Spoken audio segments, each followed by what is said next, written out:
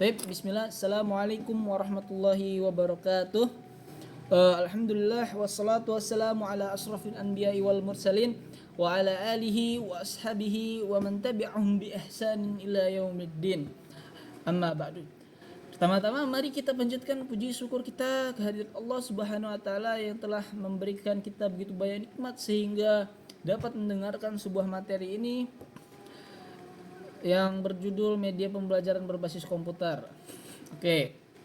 Kedua, selawat serta salam tak lupa agungkan kepada Nabi besar kita Nabi Muhammad sallallahu alaihi wasallam atas limpah darahnya yang untuk memperjuangkan agama Islam ini hingga saat ini.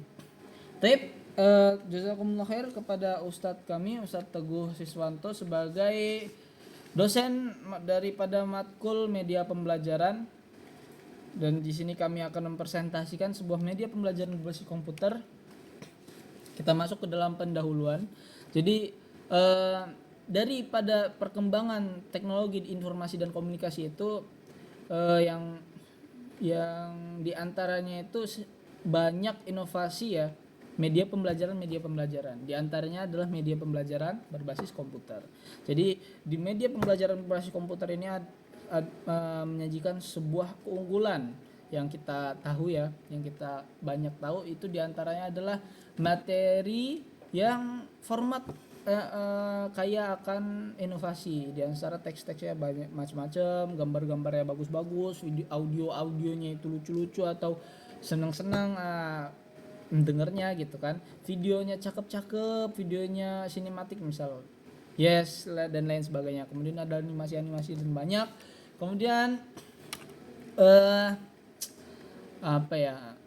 jadi media pembelajaran berbasis komputer ini perlu kita bahas.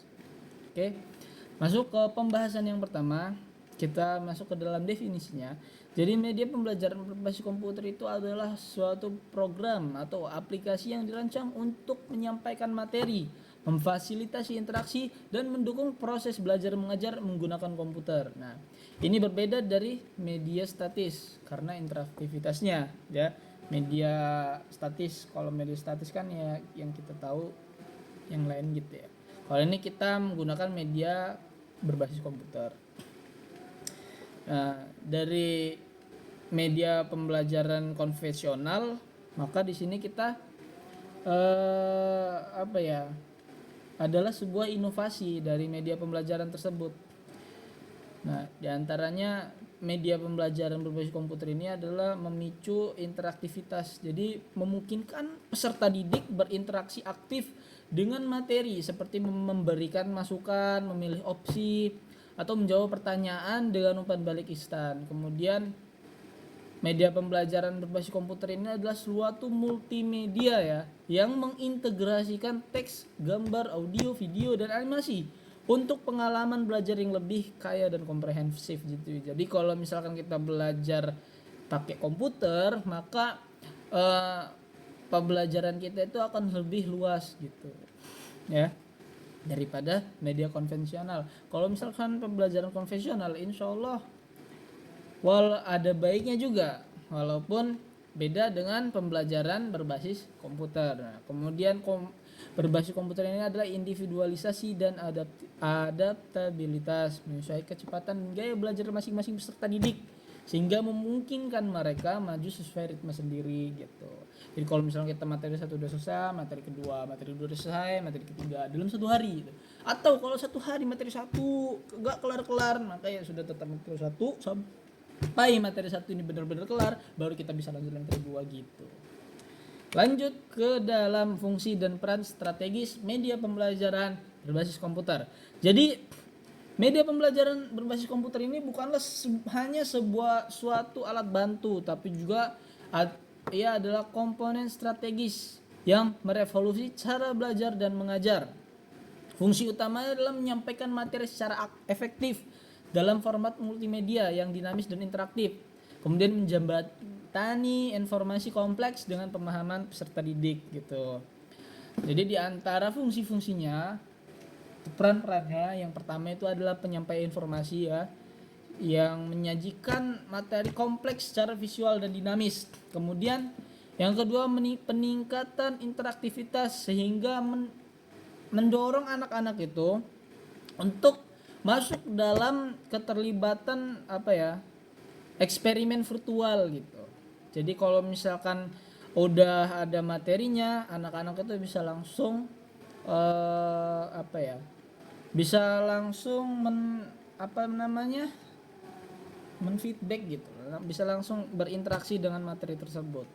Kemudian individualisasi, jadi mengakomodasi kecepatan dan gaya belajar yang berbeda-beda. Ada anak yang pahamnya cepat, ada anak yang pahamnya lambat gitu. Menyesuaikan saja. Jadi anak yang cepat ya cepat dapatnya, anak yang lambat ya lambat gitu, pelan-pelan. Kemudian meningkatkan motivasi. Nah ya, media pembelajaran berbasis komputer ini mengubah belajar menjadi aktivitas yang menyenangkan, karena banyak di pembelajaran berbasis komputer ini pemicunya gitu kan. Dari tadi banyak kayak karena inovasi-inovasi tadi. Kita lanjut ke dalam pembahasan jenis-jenis multimedia ya. Jenis-jenis media pembelajaran berbasis komputer. Di antaranya yang pertama itu adalah penggunaan dengan menggunakan tutorial ya.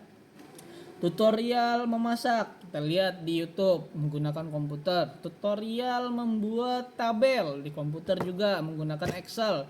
Tutorial membuat PowerPoint, membuat presentasi gitu. Ada juga di komputer gitu.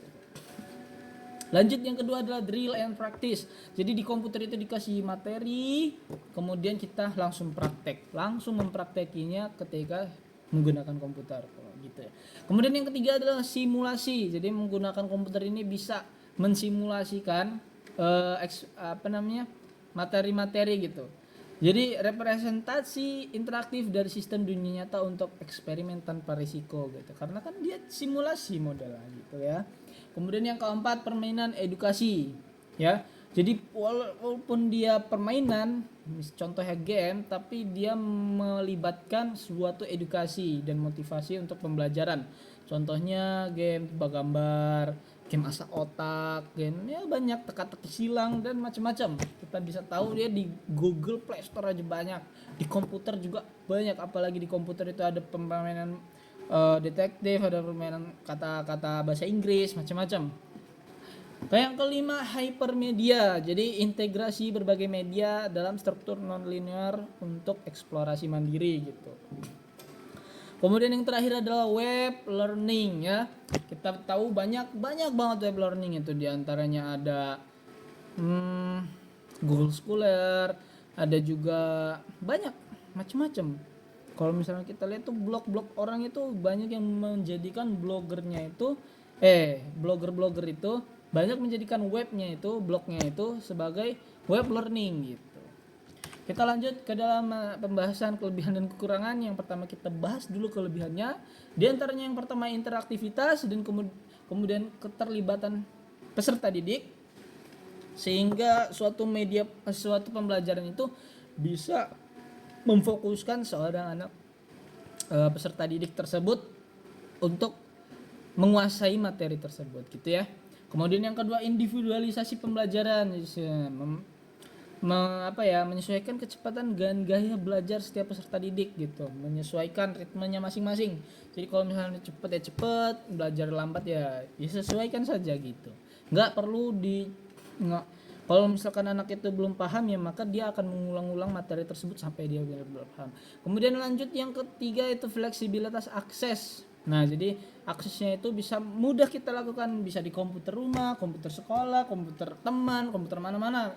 Jadi bisa gitu. Karena fleksibel gitu ya, akses untuk mengaksesnya. Kemudian yang keempat, motivasi dan minat belajar. Nah jadi anak-anak dengan menggunakan komputer ini maka akan semangat belajar ya. Karena desainnya menarik, multimedianya banyak, kemudian gamifikasi membuat proses belajar menyenangkan gitu ya. Kemudian selanjutnya itu penyajian multimedia yang kaya akan inovasi, di antara integrasikan teks, gambar, kemudian grafik-grafik yang cakep-cakep gitu ya, suara-suara, video atau animasi untuk pemahaman kompleks gitu.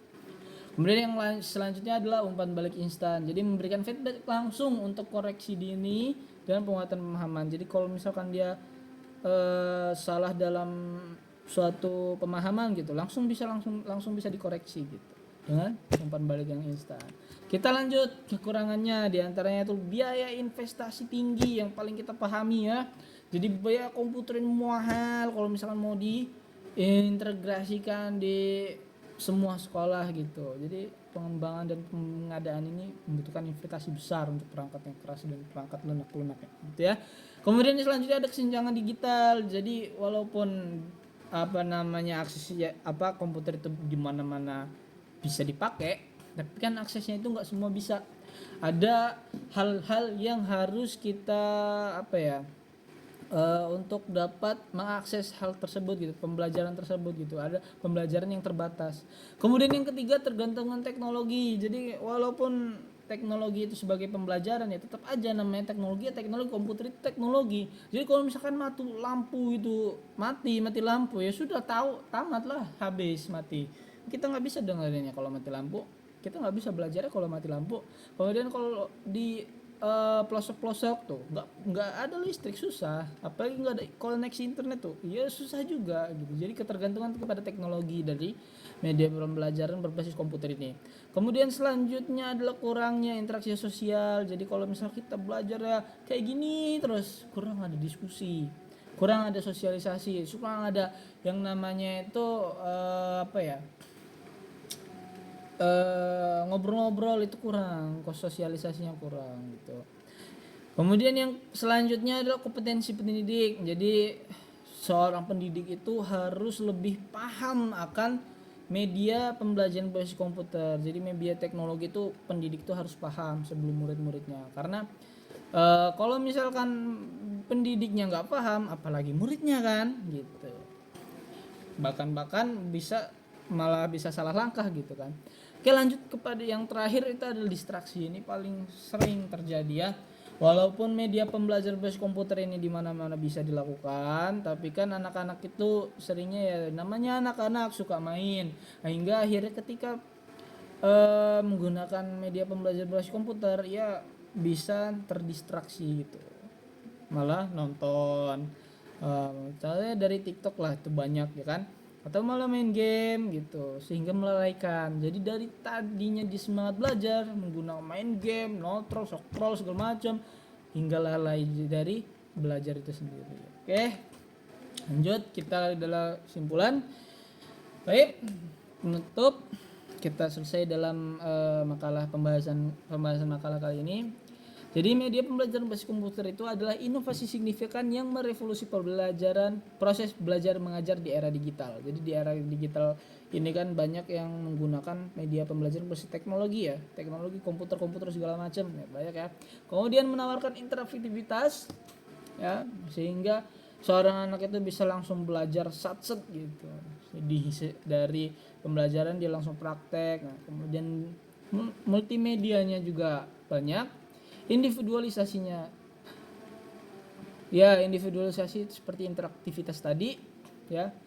Seorang anak memahami satu pelajaran ya udah satu pelajaran langsung lanjut ke pelajaran kedua belum paham dia sudah tutup, masih lanjut di pembahasan kedua sampai dia paham. Kalau dia sudah paham lanjut udah baru bisa lanjut. Jadi menyesuaikan ritme belajar peserta didik masing-masing. Kemudian fleksibilitas akses ya, bisa akses dari mana aja. Nah, tapi tantangannya itu tadi, ada biaya tinggi, kesenjangan digital, ketergantungan teknologi yang perlu diatasi gitu ya.